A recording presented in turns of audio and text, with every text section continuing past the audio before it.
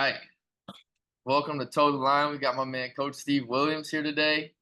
You know, um, I coached with Coach Steve when I was at Campbell University. Great dude. Kind of gonna be talking about his story today, some of his outlook on coaching. But first things first, man. I gotta set the record straight. True or false? All right, true or false, right here. All When right. you when you were at Harvard, Uh-huh. was it you that set the program record for career interceptions? That was you.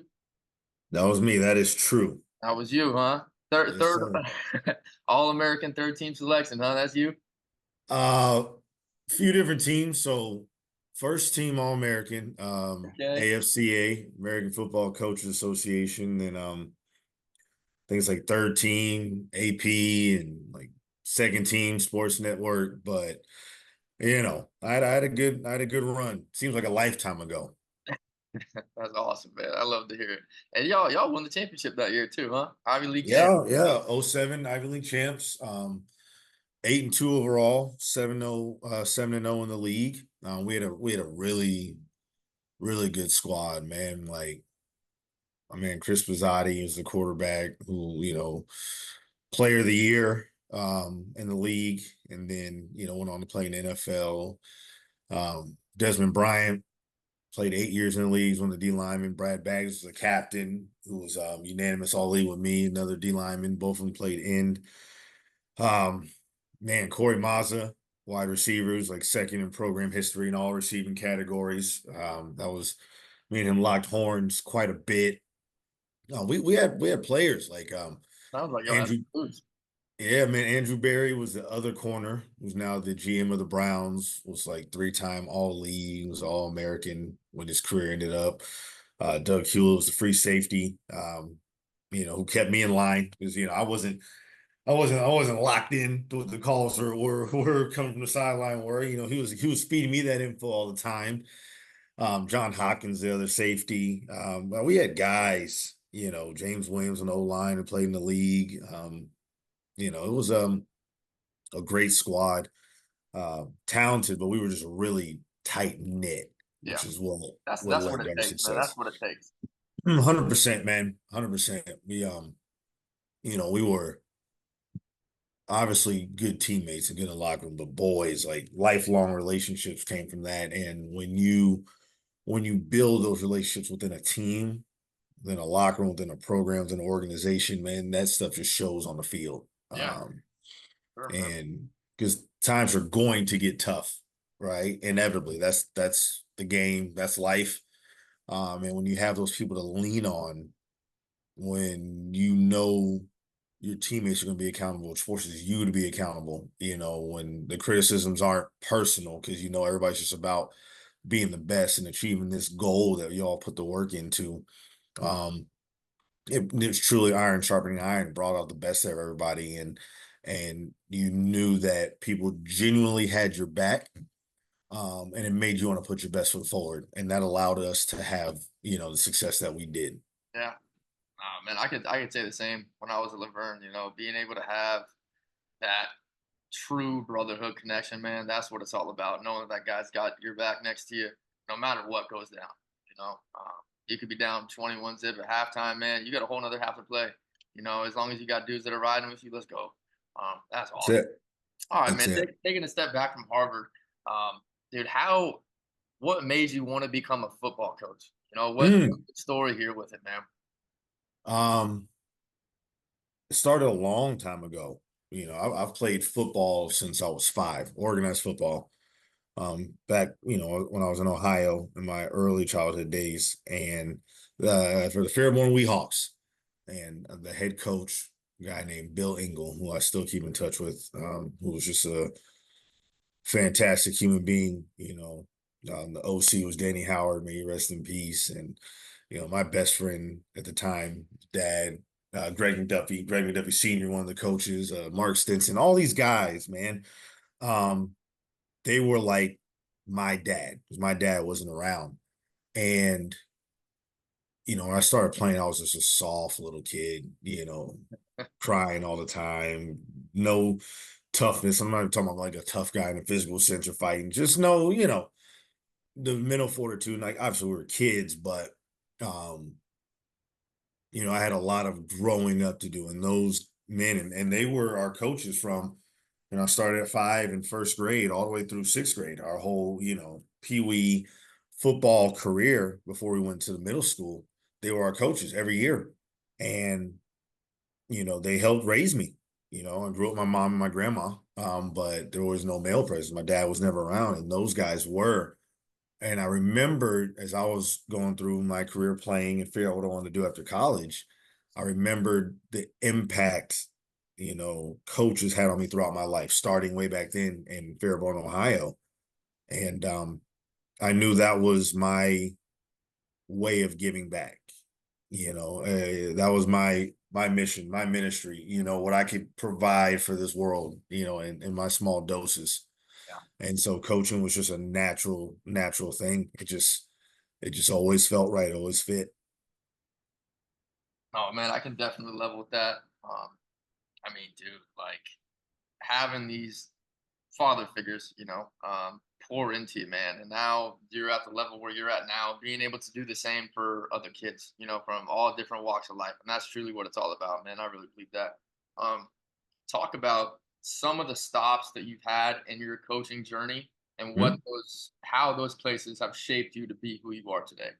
Okay. So, out of college, I was doing the football thing, and I went to rookie mini camp, undrafted, you know, unsigned, so free agent tryout guy with the Lions. So I had my 3 days in the NFL, and they were like, "Thanks for your time." I was like, "Cool, I appreciate it." Yeah. and um, and I started coaching immediately. I was at Wagner High School in San Antonio, Texas. San Antonio.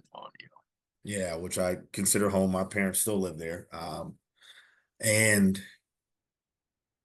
that was my first taste of the professional aspect of coaching, right? And learning what it meant to, you know, start to get to work early and have to stay late, and really doing the little things, being a plumber, right? Like, I've been plumber for sure. yeah, I was a freshman football assistant, right? And so that included like being the youngest guy on staff. I had to get my CDL. I was driving the bus to Yeah. games.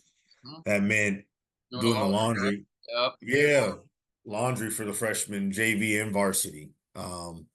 That meant being a get back coach on varsity on Friday nights. We play our games Thursday, and then Thursday afternoon, evening, Friday nights on the sideline for the varsity. And if you don't know what Texas high school football is like, it gets no better for sure at the high school level. But you can put it up against anywhere, and you're going to see a level of professionalism. You're going to see a level of care out of the coaches. You're going to see infrastructure that you know rivals the best of the best, right? And um, so if you want to coach, right, there's no better breeding grounds than that, because you're going to learn what it's about, what it means to break down film, what it means to draw cards, in there for you know, hours, man. In there for hours drawing them for cards. hours. And I was fortunate to work with a coach named Sammy Young, who had been a few different places before Wagner, who had done it at the highest, like high school levels. And it just happened that, when you coach in Texas, right, you have your main sport, football, you have a second sport. My second sport, this assigned to you, and mine was soccer. And Coach Young was the varsity soccer coach. So, and it was just me and him. I ran the JV, and I was his assistant. So we got really close. And he's somebody who I consider a mentor in the coaching profession, because he knew so much ball. And you think, you come out of playing college and you had a good career and you get a taste of the NFL, you think you know football, but it's different being a player and being The a more you coach, know, the right? less you know, man. Yeah, man, and I learned so much from him, and I learned so much from the other coaches on staff. We were up at the time with the highest level. It was 5A Division One. Texas has grown with the division since then, but we were at the highest level going to playoffs, man, deep, like the fourth round of playoffs with the varsity squad. And it really shows you kind of what you know and don't know, and what you need to work on as a young coach. From there, I decided, I thought I wanted to see what college was like, and my former strength coach, who became a dear friend of mine, Craig Fitzgerald, who's now the strength coach at Boston College.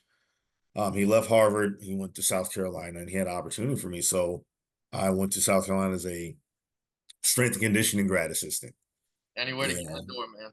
And that's it. Get your foot in the door, right? And I tell young coaches that now, like, look, you're not gonna start full time calling plays, bro. Like you Gotta gotta go. figure it out. Get in where you fit in. And I was in the weight room, and in South Carolina, that was 2011, and we had guys like I was working with the O&D skill, um, Alshon Jeffrey, Jason Barnes, who's now full-time coach. I think he's a receivers coach. I think he's at Charlotte, or I'm not sure where he's at now. I got to hit JB up.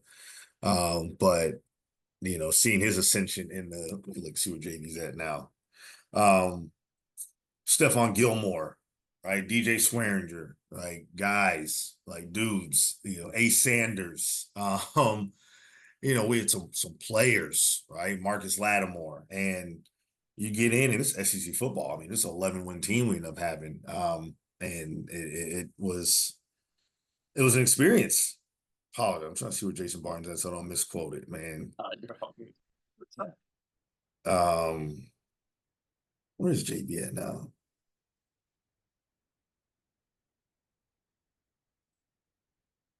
Messing up your recording. That's my Nah, bad. you're all good, man. You're all you, bro. Nah, he's at Charlotte. Okay, he's at Charlotte. That's what I thought. Um, seeing him go from receiver to now a coach, a full-time coach, and doing what he loves. But like you said, you get in where you fit in. And then John Butler was on staff as well, who recruited me at Harvard, and he was coaching special teams. So I got to assist with him as well, and see what that was like at that level and what it took to, again, it just grows exponentially, right? Like, breakdowns in high school, now breakdowns in college and what that meant. And being on the side. Oh yeah, and being on the sidelines with the Hall of Famer, one of the GOATs, Coach Spurrier. Yeah, right. Um, and you take again, it's just an uptick, right? And then you get to see what it's like where now you're on the big stage, right? You're playing at Georgia, you're playing, Williams-Brice in South Carolina, you go on to bowl games and things like that. That was really there was learning how to coach high level players, right? Guys who are going to be first, second, third, fourth round picks in the NFL. Guys who, Stephon Gilmore went on, to be NFL Defensive Player of the Year, like Super Bowl champion. You get coaching these guys on the precipice of what they're trying to achieve, and really showing that like it's about helping the athlete achieve what their goal is. And knowing that you're going from high school where, hey man, like what you as a coach, what you say is damn near gospel, to all right, now you're in SEC with a guy who has all the talent in the world, and it's about how help them get better, and managing those differences. There's no, you're not a dictator, you're not authoritarian. You're a coach. You're here to. Why are you here? You're in this to help these student athletes. And then, I was a young guy myself, right? I'm not just a few years older than them as a grad assistant, but still having to find a way to learn, that balance of building relationships with guys and then still being professional. It's From tough when you're there, young, dude, right? Because you want to come off bro, as you don't want to be you almost want to be kind of like big bro, right? When you first start, because if they see that you're not credible and you're not helping them, why would they listen they won't. to you? They won't, and that's what goes into coaching, man. It's not just people think you can just kind of get on the sticks and mat and know some plays and go be a coach. Nah, man, there's a lot that goes into it. No. And if you are not carrying your weight, man, you won't last. For And I was fortunate that that year went well, and it went well for the program. And Coach Fitz ends up going to Penn State. Brought me along with him now as a full-time strength coach. And now he knew I wanted to coach football, and that was a plan. But again, where you fit in. So I started at Penn State in 2012 as a full-time strength coach, and transitioned into being a graduate assistant for Bill O'Brien in his first season there. Um, and again, now just in a different region of the country, best of the best, in an even more historic program. And the stakes were so high after everything that happened there at Penn State, and where this new staff coming in the Happy Valley, where you know all that matters is football, right? And trying to put your best foot forward. And Coach O'Brien had such a tremendous staff of guys, even the young coaches, right? Tim Kelly, who I think now is tight ends with the Giants, was a GA with me.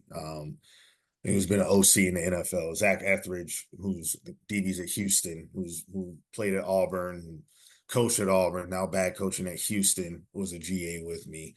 Um,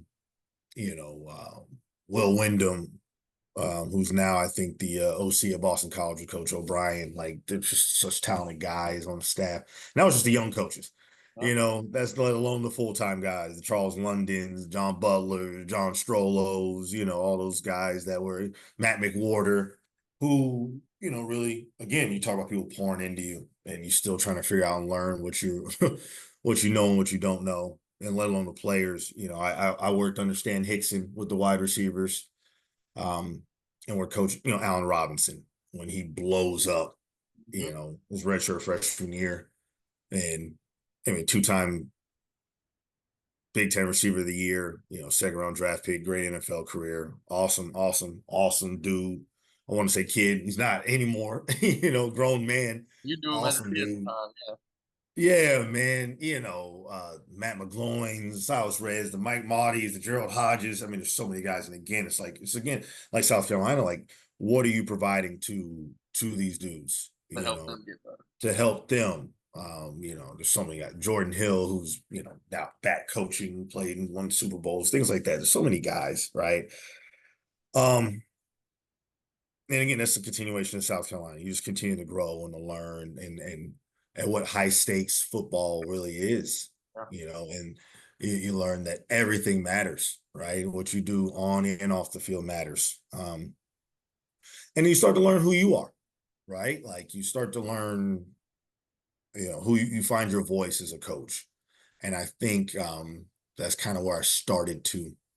And you learn that also that, listen, this thing's a business, Yeah. right? Like you think you develop relationships with guys and you might. But at the end of the day, business decisions are made. People move on, maybe they take you with you, maybe they don't, and Coach O'Brien and staff left and they didn't. And I had another year as a GA, and I was fortunate that when Coach Franklin came in, um, he did not have to keep me on staff, and I wasn't sure he was going to, but a couple guys, Bobby Schnopek and really, Bob Shoop, another guy who I care dearly about in this business, a great football coach, who was the DC at the time. He was a former head coach in the Ivy League, kind of the time I was playing, and knew of me, and you know, fought to keep me on, and ever forever grateful for that, because as you know, like they say, you're never a coach till you've been fired. Oh yeah. And Yeah. That's what they say. it must be true. I've been fired. I know, which we'll probably get into. We've been fired together. For sure. But and you figure it out, but you learn that you take these lumps, right? And your pride gets hurt, your ego gets hurt, and you got to determine, like, well, hey, was it me? Was I not doing enough? Could I be better? Or is it just a personality fit or whatever it is? And you don't know. And as a younger coach, I beat myself up about that. Now, it's not to say I don't care what people think about me, but what I do know is all I can do is put my best foot forward. All the time. And because you never know, you know, what another man's thinking. You never know. And you can't control that. I can put my best foot forward and prepare myself as much as I can. And everything happens for a reason. It was a blessing to be on James Franklin's staff. Coach, it's fantastic to me and my wife, Morgan. And the coach I met on that staff, obviously, Coach Shoup, and then Brent Pry, the Galts. I worked with that, in the strength world at South Carolina. Deej and Tommy, now their father, Big Deej, Yeah. a legend in the strength conditioning game, was there. Charles Huff, Josh Gaddis, Ricky Ronnie, guys who I can still pick up the phone and call, if need be. Are awesome. Have looked out for me as I've progressed through this business. I've transitioned from being a 20-something young coach to now 37 and forging my own way. But after that year, my time at that time, as a grad assistant was up. I had 3 years, got my master's at Penn State. Um, started my doctorate, but the time was up and it was time to see what was next. And had a few interviews, William and Mary and Princeton, and then all of a sudden I got a call about going to Detroit Lions as a QC.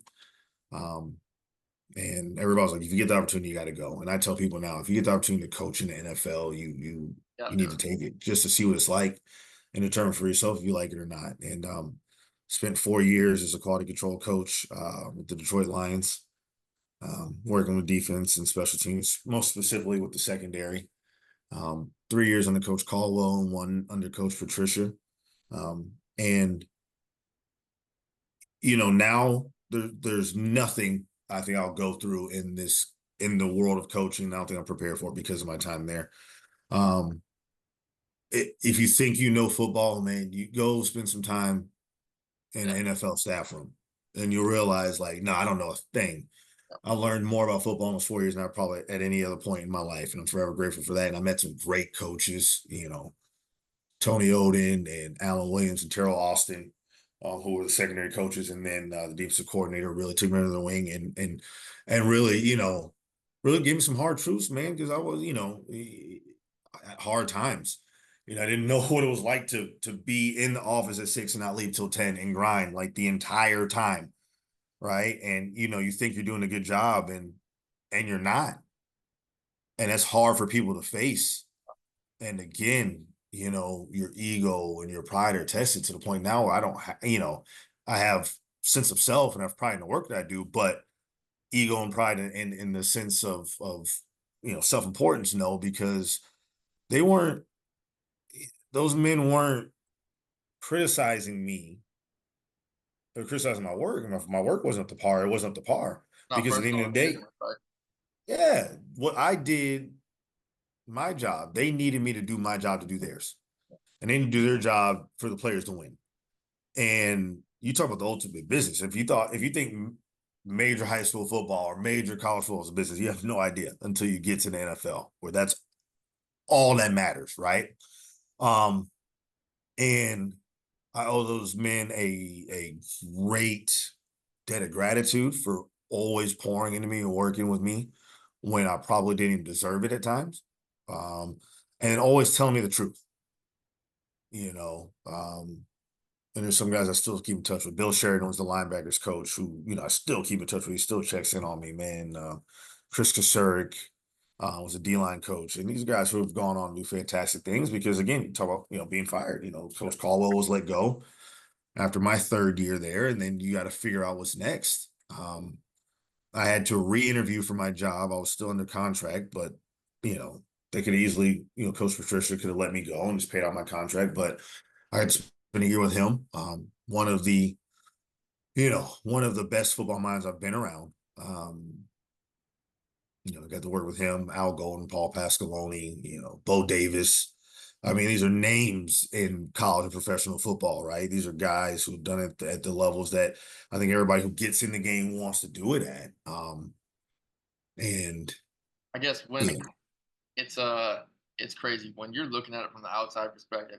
You're saying all these names, and everybody's growing up watching them on TV, hearing about them doing this, hearing about them doing it that. When you get in the same room as them, they're all just people at the end of the day, right? And it's about how you treat those people, right? It's how they remember you. man, how you treat people, how you do your job. Yeah, And at the end of the day, um, coaching is no different than any other corporate job, right? Any other organization. There's going to be people you like, people you don't like, people you get along with, you don't get along with, man. At the end of the day, there's a product that's being put out and everybody has their part in it. And if you're a solid human being and you're doing your job, you're not stabbing anybody in the back, you're carrying your weight, you're going to be all right. You're going to be all right. And I had to learn that, you know, those are the things you have to learn, the interpersonal aspects, right? That, every day is not gonna be a good day. Everybody, there's going to be conflict, and how do you handle it? Because majority of times conflict is healthy. It's for a reason. Um, as long as everybody's being adults and mature about it. And I've been fortunate to be around a lot of good dudes who were able to impart that on me. Yeah. Um, and so it's been one more year there. So it's been 4 in total in Detroit. My contract's up. And then again, you get told, hey, we're not going to bring you back. We're not going to renew it. It's like, what are you going to do? You figure it out. And now I worked with a guy, Peyton McCollum, who had previously worked at Campbell. And, me and Oh him got wow. close. We're both QCs, grinding out. Yeah. um, and then, he helped me get on at Campbell under Coach Minner. Spent 5 years there where I think I truly came into my own. Started as a QC, go to special teams coordinator to assistant head coach until the end where I'm the interim head coach. And, for 2 weeks, I had achieved my dream of being Division I Yep. college football head coach. And it was a whirlwind 2 weeks at the end, but and it doesn't go like you wanted to go. As you know, we were there together. We were in there fighting, trying to Fighting for you our try, lives. yeah, man, you try to do things the right way and try to hold things together. And people have their own plans. They make their own plans. Um, and I think outside of developing great relationships with guys on our staff, right, and growing and learning, and my family growing there. My firstborn was, Jack was born in Detroit, but my next two, James and Jen, were born.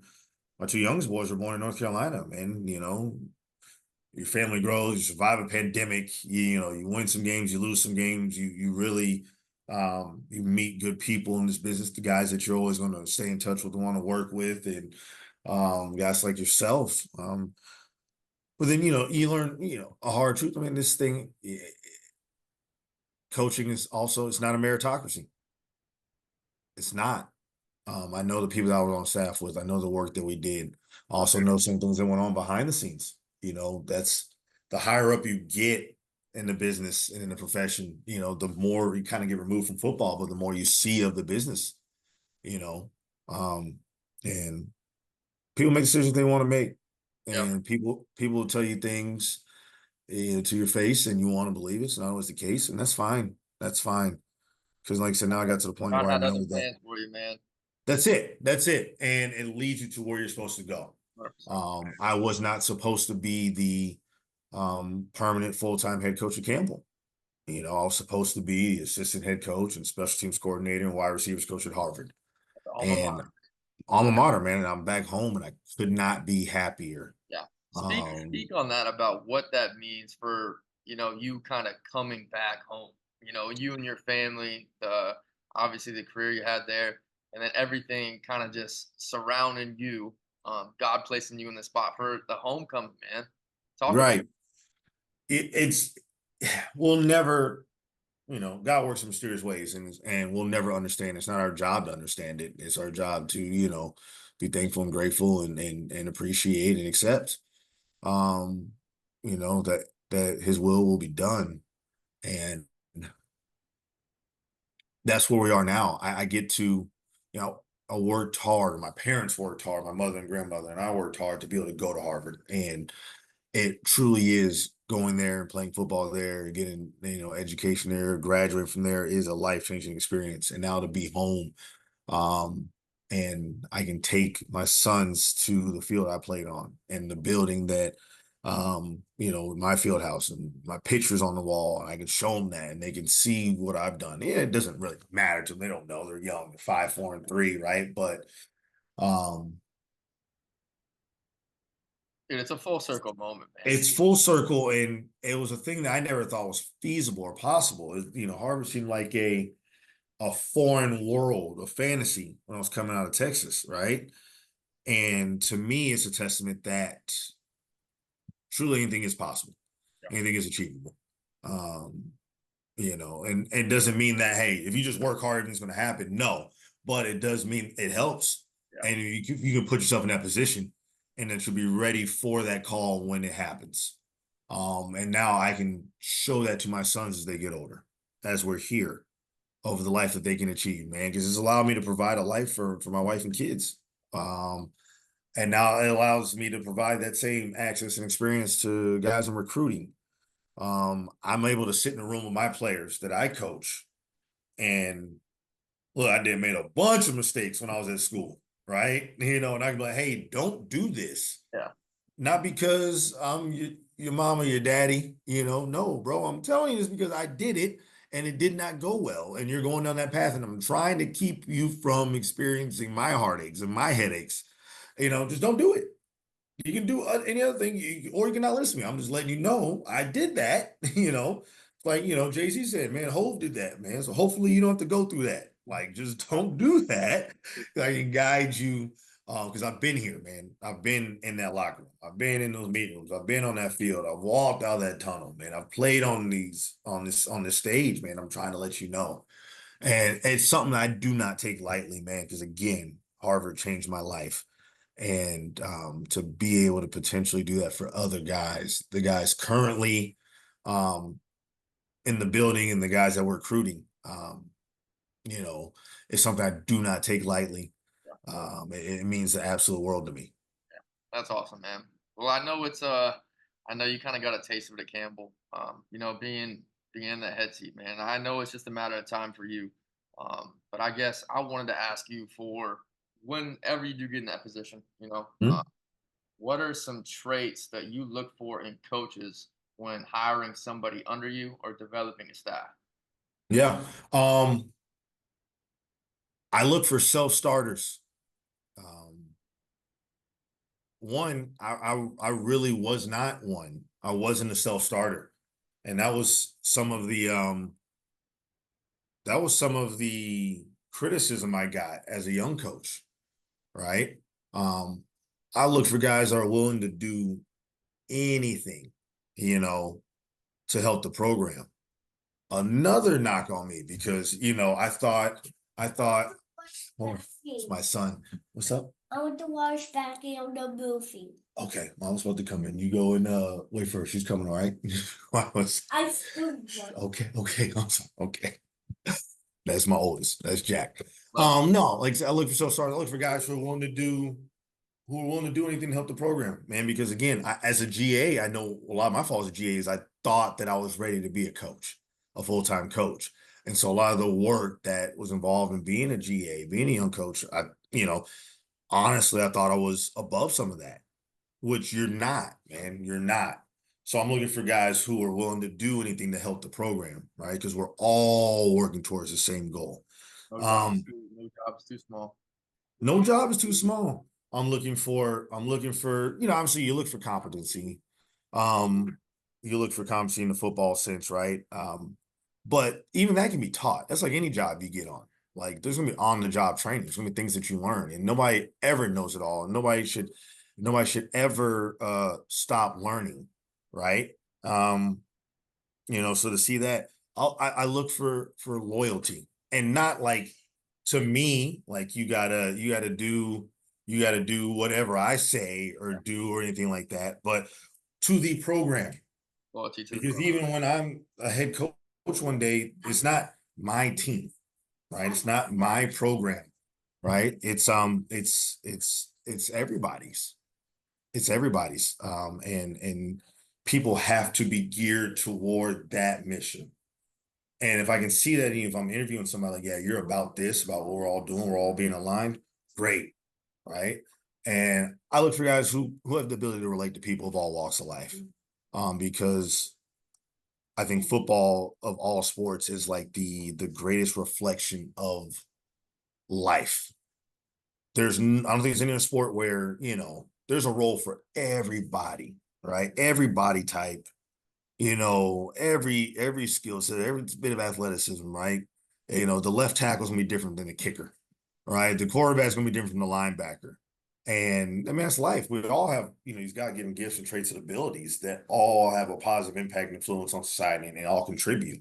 And so the coaches I would want have the ability to relate to everybody in the building, right? I would hate to be, oh, these are just my players. Like, no, man, these are all our players, dude. This is These are all our players. this is our program, and this is That's how it. we're going to do it, right? That's it. and we're all going to be on the same page now as the head coach. Yeah, I'm setting that direction, right? But we have to be on that page. But also someone who's loyal to the program and not just me would tell me as a head coach if hey, bro, you're really messing up, Yeah. right? You're really messing up because you need that. I don't need yes men. Mm-hmm. Oh, that's a great idea. No, man, it's a terrible idea. Now, there's a way you Oh, say that when you're yeah, speak speaking up. to the head coach, but you gotta be able to have a conversation and people who aren't afraid to do that, man. Those will be the traits I'll be looking for somebody, Yeah, on they my got to staff. know that accountability is something that if you're on that staff, they trust you to be there, and you got to be open and willing to receive that information as well, right? 100%. Whenever 100%. whenever you are in that place, I know you're gonna do a hell of a job, man. Man, I appreciate it, man. I'll Right, say not, I used to be searching for it, right? Like I've got to be a head coach, right? And I thought I was gonna have it at Campbell. Again, 2 weeks I was, yeah, right? But and then I interviewed for the head job at Harvard and didn't get it. And but I came to a place of peace where it's like again, people want to make the decisions that they see are best for the program. And as long as I put my best foot forward and you go and prepare, which I know I did for both, interviewing at both places, I can be okay with that. So when my time does come, if that does come, I believe it will, but it's not home my control. But that does come, I'll be ready. yeah. I'll be ready. I'm already knowing, man. I said we'll wrap it up with this. Any advice you'd give to somebody just getting into this profession for all the young coaches? Anything, any nuggets? Yeah. We've hit on some of them, man, right? Be a self-starter, right? Be loyal to the soil, man. Be where your feet are. And people, you hear these idioms in coaching all the time, and what do they mean?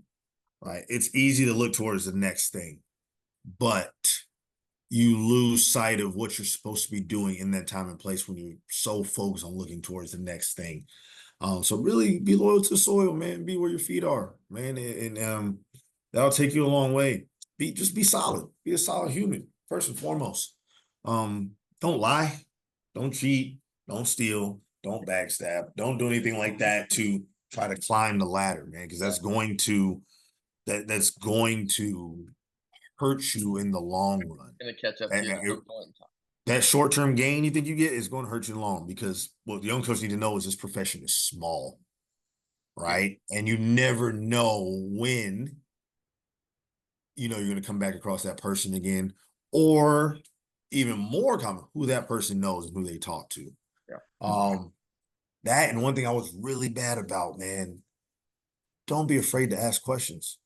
I got in some spaces where I didn't know something, but I felt like I should know, and I felt like I would be judged for not knowing that I didn't ask the question. And by virtue of that, I did something wrong. yeah. Or if I just would have went and asked the question, they'd have been like, oh, yeah, just do it like this, bing, bing, bong. And then cool, now we're all going. And I wasted more time just trying to do it because Yeah. of how I was worried about my perception with somebody and just ask the question, What do they right? say? There's no such thing as dumb questions, just dumb people who don't ask questions. That's it, man. That really is it, man. Like, just ask the question. And I tell all the young coaches that I work with, that I've come across, bro, just ask me, right? Like, ask me. Like, That's the because I remember it was Charles London, who's had a great career. He was at Penn State as running backs coach. Now he's, coaching the NFL. He told me he remembered his experience as a GA and he would never put anybody through that.